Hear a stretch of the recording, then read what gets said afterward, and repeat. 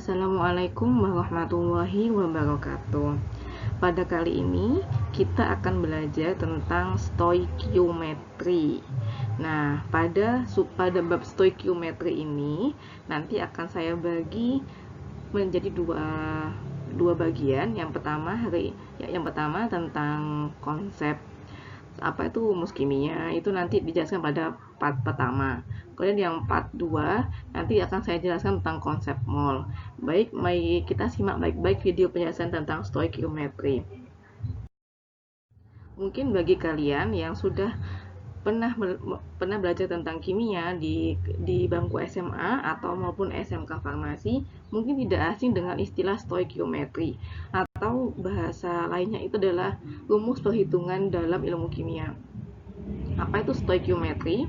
Stoikiometri merupakan bidang kajian ilmu kimia yang mempelajari hubungan kuantitatif zat-zat kimia yang terlibat dalam reaksi.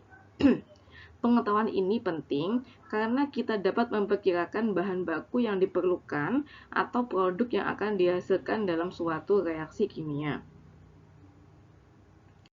Nah, sebelum kita lebih lanjut tentang stoikiometri, mari kita belajar tentang persamaan reaksi. Apa itu persamaan reaksi? Ialah cara penulisan suatu perubahan kimia atau reaksi kimia menggunakan rumus kimia berdasarkan asas kesetaraan. Nah, jadi kita sebelum berhitung dengan berbagai kaidah stoikiometri, kita harus memahami apa itu persamaan reaksi. Nah, persamaan reaksi dikatakan setara apabila jenis dan jumlah atom zat-zat yang direaksikan atau dikenal dengan istilah pereaksi atau reaktan sama dengan jenis dan jumlah atom hasil reaksi atau produk reaksi. Nah, pereaksi itu ditulis di sebelah kiri, kemudian diikuti dengan tanda panah, kemudian produk reaksinya. Jadi ini adalah istilah-istilah dalam persamaan reaksi ya. Misalkan di sini saya ada reaksi seperti ini, ada dua gas hidrogen di sini memiliki dua koefisien di sini ya, kemudian direaksikan dengan gas oksigen menjadi 2 mol H2O. Apa sih makna dari suatu reaksi ini? Baik, kita jelaskan istilah-istilahnya ya. Yang pertama, yang berada pada posisi sebelah kiri tanda panah. Jadi posisi sebelum tanda panah disebut sebagai pereaksi atau biasanya dikenal dengan istilah reaktan atau bahan baku seperti itu ya. Kemudian ada tanda panah artinya menunjukkan produk yang dihasilkan. Nah, di sini H2O sebagai hasil reaksi atau produk reaksi. Berikutnya ada angka 2. Kemudian di sini jika tidak ditulis berarti ini adalah 1, kemudian ada angka 2 lagi, dia dikatakan sebagai koefisien. Kemudian di sini ada indeks seperti 2, kemudian 2 seperti ini, ada sebenarnya adalah ini. Jadi kalau nggak tulis misalnya 1 ya, ini disebut sebagai indeksnya. Nah, kemudian ada simbol G. Kemudian ada L adalah wujud zatnya. Jadi kalau G adalah wujud zat adalah gas, L adalah liquid, kemudian ada lagi adalah aqueous alias larutan aqueous, dan S adalah solid atau padatan. Nah, jadi kalian harus memahami itu ya. Kemudian bagaimanakah langkah-langkah penulisannya? Pertama, kita menulis zat-zat yang terlibat dalam reaksi. Yang kedua, menulis rumus kimia yang terlibat dalam reaksi tersebut. Yang ketiga, menyetarakan persamaan reaksi. Yang keempat, memperjelas dengan menambahkan wujud zat. Jadi seperti tadi saya bilang tadi, kalau G adalah gas, L adalah cairan atau liquid, S adalah solid atau padatan, aqueous atau aqueous adalah larutan. Contoh sini ada contoh soal. Misal ada soal seperti ini. Logam natrium bereaksi dengan gas klor menghasilkan suatu zat padat berwarna putih yang rasanya asin. Setelah dianalisis, zat tersebut diketahui sebagai garam dapur atau natrium klorida. Nah, langkah pertama adalah kita menuliskan zat-zat yang bereaksi dalam soal tersebut. Pertama ada logam natrium bereaksi dengan gas klor menghasilkan natrium klorida. Jadi biasanya itu kita diberikan sebuah soal cerita, kemudian kita mengidentifikasi manakah yang sebagai reaktan, manakah yang sebagai produk reaksinya. Kemudian langkah kedua, kita tuliskan simbol unsurnya. Jadi di sini natrium, ada simbol unsurnya adalah Na, gas klor adalah Cl2. Jadi kalau ada clue gas klor atau disebut gas klorin, Cl-nya Cl2. Kalau misalkan hanya Cl saja jadi klor. Kalau gas klor Cl2 ya, menghasilkan NaCl. Ya, jadi kan natrium klorida NaCl. Kemudian saat di sini kita tentukan persamaan reaksinya dengan cara menyetarakan koefisiennya. Jadi di sini karena Cl-nya 2, nah pastinya kan kalau Cl2 di sebelah reaktan di sini, pastinya di sebelah produk pun juga harus 2. Jadi di sini 2 NaCl. Karena di sini Cl udah 2, ini juga udah 2, tapi Na-nya juga harus 2 karena di sini kan Na akan mengikuti koefisiennya 2Na. Jadi di sini di bagian reaktan ada 2Na ya. Nah, setelah itu kita tuliskan wujud zatnya. Di sini sudah ada gampangannya itu ada clue di soal itu logam. Kita ingat-ingat logam itu kan berwujud padat alias solid. Jadi sebenarnya adalah S. Kemudian gas, jadi gas klorin menghasilkan garam. Kalau ada kata garam itu dipastikan adalah padatan atau solid ya. Jadi ada langkah-langkah untuk menuliskan persamaan reaksi dari sebuah soal cerita. Berikutnya ada latihan soal seperti ini. Belerang dibakar di udara, karena dia di udara alias direaksikan dengan gas oksigen menghasilkan gas belerang dioksida. Baik, pertama adalah kita menuliskan zat apa sajakah yang ikut bereaksi dalam soal tersebut. Pertama, kalau kita amati ya, ada belerang plus gas oksigen, dia menghasilkan gas belerang dioksida. Kemudian kita tuliskan simbolnya. Belerang itu kalau kita lihat bahasa Indonesia adalah sulfur, kemudian kita lihat di SPO sulfur adalah simbolnya adalah S seperti ini. Kalau adalah gas oksigen, ingat kata saya kalau ada kata gas jadi adalah O-nya 2 ya. Kemudian di sini menghasilkan gas belerang dioksida jadi SO2. Nah, kemudian kita setarakan jumlah dan koefisien yang di sebelah reaktan maupun di sebelah produk. Nah, karena di sini O2-nya tetap 2, O2-nya 2 ya, S-nya 1, ini butuh 1. Jadi di sini sudah sama ya. Kemudian kita tuliskan wujud zatnya. Di sini ada kata belerang. Jadi kalau kita mungkin belerang, kita pasti tahu belerang adalah berwujud padatan ya.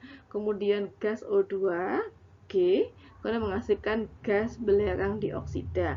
Jadi sebenarnya ini soal ini tuh sudah pasti ada jawabannya, tinggal kalian mengamati soal cerita. Nah, berikutnya ada soal lagi. Kristal kalsium dimasukkan ke dalam larutan asam klorida menjadi larutan kalsium klorida dan gas hidrogen. Langkah 1, ingat kita harus menuliskan zat apa sajakah yang terlibat dalam reaksi tersebut. Jadi kristal kalsium plus larutan asam klorida menjadi larutan kalsium klorida dan gas hidrogen. Langkah kedua, kita tuliskan simbol unsurnya ya. Kalsium itu adalah Ca.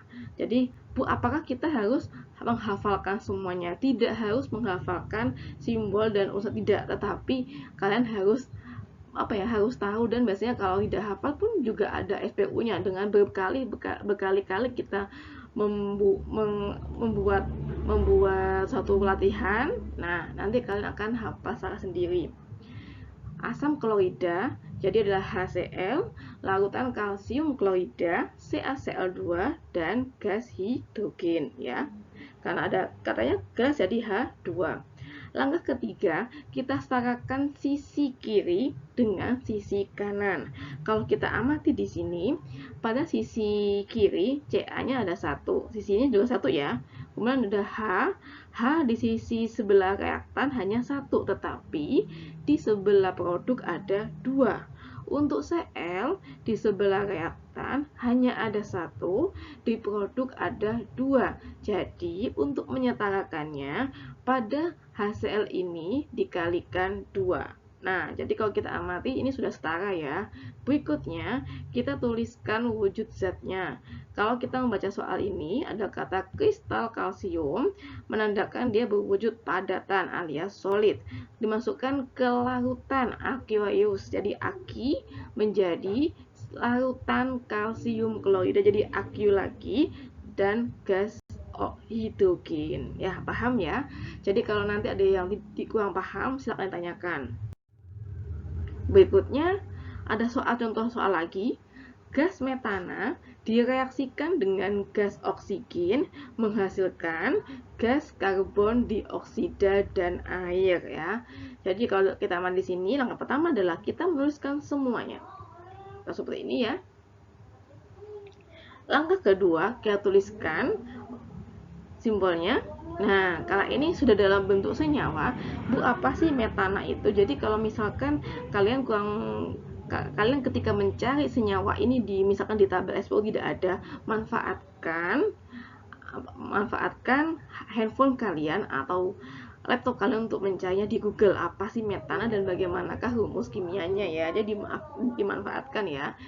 Gas metana rumusnya adalah CH4 direaksikan dengan O2 menghasilkan CO2 plus H2O. Berikutnya kita harus menyetarakan ini. Disetarakan dulu ya. Jadi kalau kita melihat di sini, prinsipnya kalau menyetarakan di sebelah kiri harus sama dengan sebelah kanan. Kalau nggak sama harus kita kalikan dengan koefisien berapapun, tetapi harus melihat samanya di situ ya. Kalau di sini kita lihat CH4 plus 2O2, artinya apa? Di sebelah reaktan sini ada 4 oksigen. Di sini juga ada 4 kan ya, kan ini 2 plus 2 jadinya 4 ya. Langkah keempat, kita tuliskan simbolnya. Karena di sini secara jelas itu di soal dos gas, jadi kita lebih mudah. Jadi gas. Nah, karena air jelas dia adalah liquid atau cairan. Oke. Berikutnya kita masuk ke hukum dasar kimia. Pertama adalah hukum Lavoisier atau hukum kekekalan massa. Nah, bagaimanakah bunyi hukumnya? Dalam suatu reaksi kimia, massa zat sebelum dan sesudah reaksi tidak berubah. Misal di sini ada latihan soal. Dalam tabung tertutup ditimbang 32 gram belerang dan 63 gram tembaga. Setelah dicampur lalu dipanaskan dalam tabung tertutup dan reaksi berjalan sempurna, maka terjadi zat baru yaitu tembaga 2 sulfida sebanyak 95,5 gram.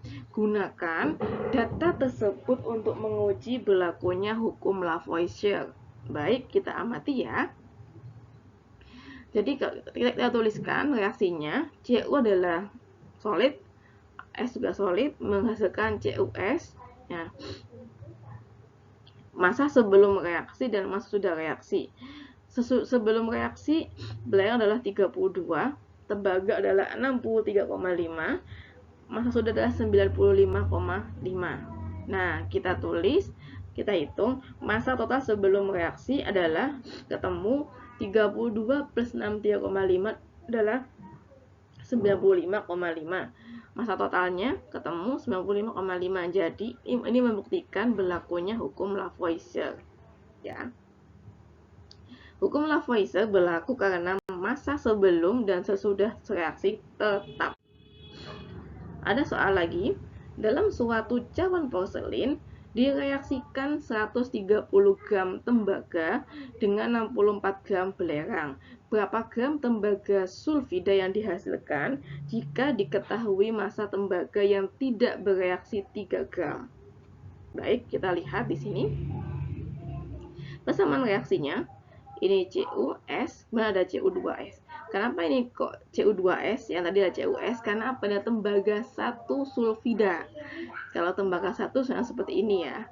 Kalau tembaga 2 jadi CuS, karena tembaga 2 kan Cu2+, kalau S kan 2-. Kalau ini tembaga 1 yang Cu+ dan S2-, sehingga di sininya Cu2S untuk rumusnya.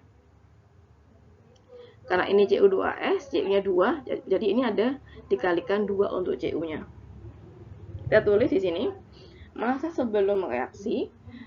Nah, di Cu-nya 130 gram, S-nya 84 gram, Cu2S yang dihasilkan adalah sebesar, ditanya ya, kemudian diketahui di sini hanya zat sisanya 3 gram. Nah, kalau kita berasumsi ini menerapkan hukum Lavoisier, kita dapat menghitung berapakah massa Cu2S yang dihasilkan. Caranya bagaimana? Massa total sebelum reaksi sama dengan massa total setelah reaksi. Sehingga kita tulis dulu 130 gram plus 64 sama dengan X plus 3. Berapakah nilai X? Jadi kita tinggal menjumlahkan 130 plus 64 dikurangi 3. Jadi jumlahnya adalah 191 gram untuk Cu2S yang dihasilkan. Ada soal lagi, pada pembakaran 12 gram magnesium dengan 10 gram gas oksigen dihasilkan 20 gram magnesium oksida dan sisa gas oksigen 2 gram. Gunakan data tersebut untuk menguji berlakunya hukum Lavoisier. Baik, kita lihat di sini bagaimanakah reaksinya. Kita tulis, ketemu hasilnya adalah 2Mg plus O2 sama dengan 2MgO ya. Jadi ketika kita amati di sini pasti sudah setara ya. Kemudian kita tuliskan masanya. Massa sebelum reaksi magnesium adalah 12, gas oksigen adalah 10, magnesium dihasilkan adalah 20 dan sisanya adalah 2 gram. Sehingga kalau kita amati di sini, massa total sebelum reaksi adalah 22 gram, setelah reaksi adalah 22 gram juga. Kesimpulannya, hukum Lavoisier berlaku karena massa zat sebelum dan sesudah reaksi tetap. Yang kedua, ada hukum Proust, yaitu hukum perbandingan tetap. Bagaimanakah bunyinya? Perbandingan massa unsur-unsur yang membentuk suatu senyawa selalu tetap. Misal di sini, perbandingan massa C dan O dalam CO2 selalu 3:8. Perbandingan massa H dan oksigen dalam H2O selalu 1:8. Perbandingan massa C, H, dan O dalam asam cuka yaitu CH3COOH selalu 6:1:8 dan lain sebagainya. Bagaimanakah maksudnya? Yuk kita simak ya. Nah, di sini ada soal latihannya. Pada percobaan pembuatan tembaga 2 sulfida, jadi ada CuS, tembaga dicampur dengan belerang, kemudian dipanaskan. Dari hasil pengamatan diperoleh data sebagai berikut. Oke, kita amati ya. Nah, jadi di sini kalau kita tulisan sini, ini kan 1 gram, ini adalah 0,5, jadi kan 2:1. Kemudian percobaan 2 ketemu juga 2:1. Percobaan 3 juga 2:1. Percobaan 4 2:1 juga. Percobaan 5 juga 2:1. Nah, kesimpulannya, perbandingan massa tembaga dan belerang yang membentuk tembaga 2 sulfida selalu 2:1. Jadi di sini dia berkali-kali percobaan dilakukan, tetapi tetap menghasilkan perbandingan 2:1. Jadi dia sudah memenuhi hukum Proust. Air terbentuk dari unsur hidrogen dan oksigen dengan perbandingan massa 1:8. Apabila tersedia 4 gram hidrogen, berapakah gram oksigen yang diperlukan agar seluruh hidrogen habis bereaksi membentuk air? Baik, kita bahas bagaimanakah perbandingan massa hidrogen dan oksigen adalah 1:8. Ini berdasarkan informasi yang ada dalam soal cerita ini ya. Massa hidrogen adalah 4 gram. Berapakah massa oksigennya? Jadi ya kita tinggal itu ya tinggal perbandingan aja, yang 8/1 dikalikan 4 sama dengan 32 gram. Bagaimana ini menghitungnya, Bu? Coba diingat-ingat bagaimanakah penerapan matematika dasar dalam perkalian silang. Jadi, massa oksigen dibutuhkan adalah 32 gram. Berikutnya, ada soal lagi seperti ini. Belerang sebanyak 3,2 gram tepat bereaksi dengan sejumlah oksigen membentuk 8 gram senyawa belerang trioksida, jadi SO3 ya kan, jadi ada 3 oksigen trioksida. Tentukan perbandingan massa belerang dan oksigen yang terdapat dalam belerang trioksida tersebut. Baik ya, tuliskan dulu apa yang diketahui ya. Massa belerang dalam soal diketahui adalah 3,2 gram. Massa belerang trioksida yang dihasilkan adalah 8 gram. Massa oksigen adalah, nah kita tinggal kurangin saja, jadi 8 min 3,2 ketemu 4,8 gram. Jadi apakah perbandingan massa belerang dengan oksigen? Jadi kan 3,2 dibanding 4,8 sama dengan 2/3. Yang ketiga ada hukum Dalton atau hukum perbandingan berganda. Bagaimanakah bunyinya? Apabila dua macam unsur membentuk lebih dari satu jenis senyawa, maka perbandingan massa unsur yang mengikat sejumlah yang sama unsur yang lain merupakan bilangan bulat dan sederhana. Misal di sini ya, unsur nitrogen dan oksigen dapat membentuk senyawa NO, N2O3, NO2, N2O5, maka perbandingan unsur oksigen yang diikat sejumlah sama unsur N adalah 2, 3, 4, 5. Dan ini adalah bilangan bulat dan sederhana. Jadi kalau kita mengaplikasi hukum Dalton, tidak ada bilangan pecahan dalam senyawa kimia. Jadi harus bilangan bulat. Jadi di sini ada latihannya. Nomor 1, unsur nitrogen dan oksigen dapat membentuk dua macam senyawa dengan data sebagai berikut. Senyawa 1, massa nitrogen ada 28, massa oksigen ada 32. Senyawa 2, massa nitrogen ada 28, massa oksigen ada 64. Gunakan data tersebut untuk menguji berlakunya hukum Dalton. Senyawa 1, 28 dibanding 32, yaitu 7 dibanding 8. Kok tahu? Jadi ini dibagi apa? 28 bagi itu ya, dibagi 4 ya.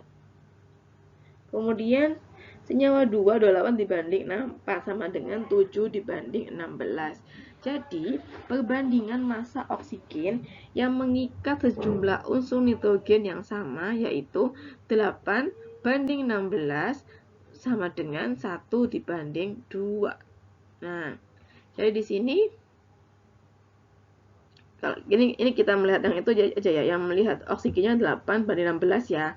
Kalau kita sedangkan jadi 1 banding 2. Perbandingan massa oksigen antara senyawa 1 dan senyawa 2 merupakan bilangan bulat dan sederhana sehingga memenuhi hukum Dalton. Ada soal lagi seperti ini. Unsur karbon dan oksigen dapat membentuk dua macam senyawa dengan data sebagai berikut. Ada senyawa CO dan CO2. Massa karbon di sini waktu senyawa CO adalah 0,12 gram dengan massa oksigen 0,16 gram. Ketika membentuk senyawa CO2, nah massa karbon adalah 0,24 gram, massa oksigen adalah 0,4 gram. Gunakan data tersebut untuk menguji berlakunya hukum Dalton. Oke. Pertama untuk senyawa karbon monoksida atau CO, kita tuliskan karbonnya 0,12 ya, oksigennya 0,16 terus di sini.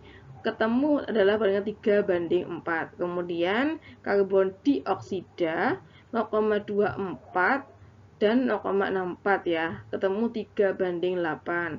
Jadi, perbandingan massa oksigen yang mengikat sejumlah unsur karbon yang sama adalah 4:8, ketemu 1,2. Kesimpulannya, memenuhi hukum Dalton ya, karena menghasilkan bilangan bulat dan sederhana.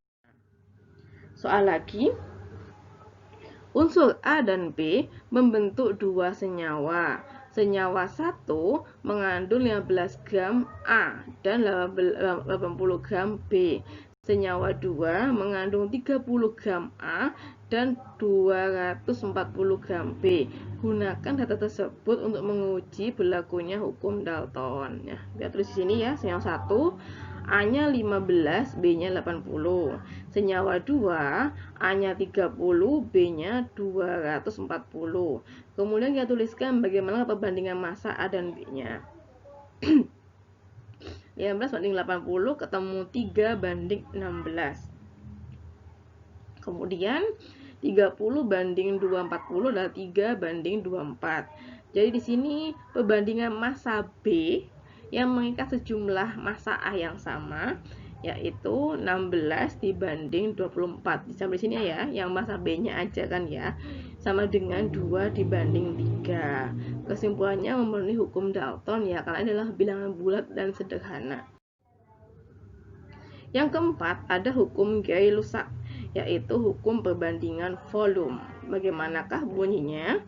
Apabila diukur pada suhu dan tekanan yang sama, maka perbandingan volume gas yang bereaksi dan hasil reaksi merupakan bilangan bulat dan sederhana. Dalam reaksi kimia, perbandingan volume gas sama dengan perbandingan koefisien. Nah, ini adalah latihannya. Pada reaksi antara gas hidrogen dan gas oksigen menghasilkan uap air. Berapa liter gas oksigen yang diperlukan dan berapa liter uap air yang dihasilkan apabila gas hidrogen yang direaksikan sebanyak 12 liter. Yuk kita amati bagaimanakah cara menjawab soal ini. Pertama kita menuliskan persamaan reaksinya ya. Ada gas hidrogen direaksikan dengan gas oksigen menghasilkan uap alias H2O. Nah, kalau sudah ketemu reaksinya, kita setarakan ya. Setelah disetarakan, kita tuliskan wujud Z-nya. Nah, dari ini kan kalau kita ambil di sini, ini kan ada 2. Jadi koefisiennya adalah 2, ini adalah 1 ya, karena dia gak tulis jadi 1 ya. Kemudian ini adalah 2 juga. Nah, ini yang untuk gas hidrogen ini diketahui direaksikan sebanyak 12 liter. Nah, berdasarkan hukum Dalton, perbandingan volume gas sama dengan perbandingan koefisien. Ini kan koefisiennya 2, 1, 2. Jadi, soalnya adalah berapa liter gas oksigen yang diperlukan. Kalau 2-nya 12 liter, jadi kalau 1 berapa? 1 ketemu 6 liter. Dan berapakah uap airnya? Ya, sama dengan 12 liter. Nah, ini kita amati dari yang hidrogen ini, terus kita coba kita kalikan dengan koefisiennya ya. Jadi, volume gas oksigen yang diperlukan adalah 6 liter, sedangkan uap air yang dihasilkan adalah 12 liter. Ada soal lagi yang kedua. Pada temperatur dan tekanan yang sama, direaksikan 30 ml gas hidrogen dengan 10 ml gas nitrogen, menghasilkan gas amonia. Tentukan jumlah volume gas amonia yang terbentuk. Nah, bagaimanakah persamaan reaksinya? Kita baca dulu soalnya, kita tuliskan ada zat apa saja yang terlibat dalam soal tersebut. Biasanya adalah 3H2 plus N2 menghasilkan amonia ya. Ini coba dicek, ini sudah setara ya. Kemudian kita tuliskan perbandingan volumenya atau koefisiennya. Kalau kita amati ini 3, 1, 2. Ini 3, 1, 2. Nah, diketahui dalam soal adalah direaksikan 30 ml gas hidrogen ya, 30 ml dan 10 ml gas nitrogen. Soalnya ditanya adalah berapakah jumlah volume gas amonia. Ya, tinggal dikali saja. Kalau 3-nya 30, 1-nya 10, jadi kan ininya pasti jawabannya adalah berapa? 20, karena dia satu koefisien ya. Jadi ini mudah soalnya ini. Jadi volume gas amonia yang terbentuk adalah 20 mili. Nah, ini ada soal latihan yang ketiga. Berapa volume gas belerang trioksida yang terbentuk apabila 2 liter gas belerang dioksida bereaksi sempurna dengan gas oksigen? Nah, kita tuliskan reaksinya bagaimana, persamaannya. Setelah kita tulis seperti ini, pastikan ini setara dan koefisiennya sudah sesuai ya. Nah, ingat perbandingan volume gas sama dengan perbandingan koefisien. Jadi ini kan koefisiennya adalah 2, ini 1, ini 2. Soalnya itu tanyakan apa sih? Nah, yang tanyakan adalah berapa volume gas belerangnya. Tanyakan ini. Sedangkan diketahui adalah 2 liter gas belerang. Nah, ini 2 liter. Jadi ini 1 liter, ininya ada 2 liter. Jadi gas belerang trioksidasi adalah 2 liter. Nah, kemudian bagaimanakah cara menerapkan hukum Gay-Lussac dan hipotesis Avogadro? Nah, menurut Gay-Lussac, apabila diukur pada suhu dan tekanan yang sama, maka perbandingan volume gas yang bereaksi dan hasil reaksi merupakan bilangan yang bulat dan sederhana, yaitu yang Gay-Lussac. Kalau hipotesis Avogadro, pada suhu dan tekanan yang sama, maka semua gas yang volumenya sama akan mengandung jumlah molekul yang sama. Nah, ada latihan soal seperti ini. Pada suhu dan tekanan tertentu, 2 liter gas nitrogen mengandung 8 kali 10 pangkat 22 molekul. Berapa molekul yang ada pada 10 liter gas amonia jika diukur pada suhu dan tekanan yang sama? Nah, ini adalah seperti ini clue-nya. Pada suhu dan tekanan yang sama, setiap gas yang volumenya sama mempunyai jumlah molekul yang sama. Nah, 2 liter gas nitrogen sama dengan 8 kali 10 pangkat 22 molekul. Jadi, 2 liter gas amonia juga sama. Ya, meskipun jadi gini, kalau dalam suhu yang sama itu apapun senyawanya, kalau dalam wujud gas memiliki volume yang sama, pasti memiliki jumlah molekul yang sama. Ya. Jadi 10 liter gas amonia di sini ya 10 per 2 dikalikan 8 kali 10 pangkat 22. Paham ya? Ketemu 4 kali 10 pangkat 23 molekul. Ada soal latihan lagi. Pada suhu dan tekanan tertentu, 5 liter gas nitrogen mengandung 6 kali 10 pangkat 20 molekul. Berapa volume gas hidrogen yang mengandung 24 kali 10 pangkat 20 molekul pada kondisi yang sama? Jadi di sini ingat kata tadi ya. Jadi kalau apapun, kalau tekanan dan suhunya sama, gas apapun sama volume dan jumlah molekulnya. 5 liter gas N2 ketemu 6 kali 10 pangkat 20 molekul. Kemudian tanya adalah kalau jadi kalau 5 liter gas H2 kayak sama juga 6 kali 10 pangkat 20. Nah, pertanyaannya adalah berapakah volume gas H2 yang mengandung 24 kali 10 pangkat 20? Jadi 24 kali 10 pangkat 20 molekul H2 berapakah volumenya? Jadi 24 dibagi 6 kalikan 5 liter. Jadi ketemu sama dengan 20 liter. Latihan lagi. Berapa liter gas oksigen yang diperlukan untuk membakar sempurna 5 liter gas CH4 yang mengandung 1 kali 10 pangkat 20 molekul. Reaksi ini diukur pada temperatur dan tekanan yang sama. Dengan persamaan reaksi, CH4 plus oksigen plus karbon dioksida plus 2H2O. Berapakah jumlah molekul H2O yang dihasilkan? Nah, jadi kalau di sini kan koefisiennya kan ini 1, 1, 1, 2. Nah, diketahui di sana adalah ini gas CH4 ya, 5 liter. Jadi di sini gampang saja kita tulis di sini. Kita tulis sama reaksinya udah ada. Kita tuliskan masing-masing koefisiennya ya. Tuliskan masing-masing koefisiennya, ini 5 liter 1, ini gas oksigen juga 1 ya. Jadi ini oksigennya pun juga sama 5 liter. Nah, berikutnya H2O adalah 2. Nah, jadi ini sama dengan 2 kali 5 sama 10 liter. Jumlah molekulnya di sini CH4 1 kali 10 pangkat 20 ya. Kemudian kalau H2O berapa? Ya, 2 kali 10 20. Jadi kan 2 kali lipatnya dari CH4. Jadi volume gas oksigen yang diperlukan sebanyak 5 liter. Molekul H2 yang dihasilkan adalah 2 kali 10 pangkat 20. Sekian untuk penjelasan stoikiometri bagian 1 ini. Selamat belajar. Apabila ada yang kurang jelas, silakan tanyakan ya. Semangat!